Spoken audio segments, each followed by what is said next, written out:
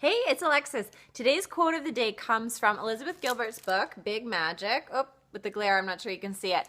It's an awesome book so far. I'm not that far into it, but on page 19, she starts a chapter called Fear is Boring. And I've heard her write about this, or I've read what she's written about fear before and heard her speak about it a little bit before, but I love how she phrases it. And she really gets to the heart of why fear, even though helpful, is not a place that we want to spend a lot of time. And here is what she says. So I'm on page 19 again under Fear is Boring. And she says that I noticed my fear never changed, never delighted, never offered a surprise twist or an unexpected ending. My fear was a song with only one note, only one word actually, and that word was stop.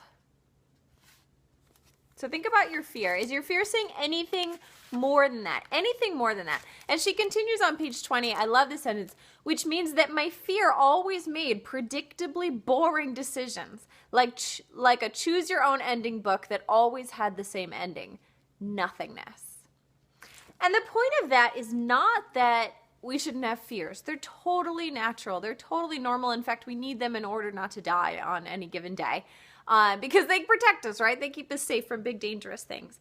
But when fear starts to become the overriding energy in your life or the overriding sound that's going through your head, then like she says, you get predictably boring, right?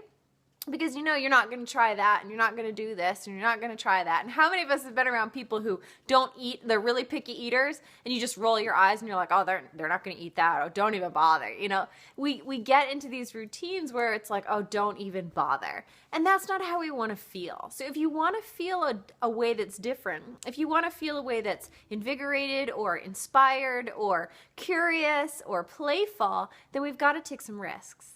And that takes courage and it takes bravery.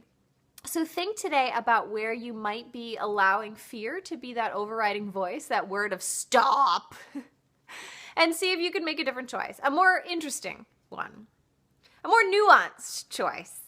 All right, talk to you tomorrow. Mwah.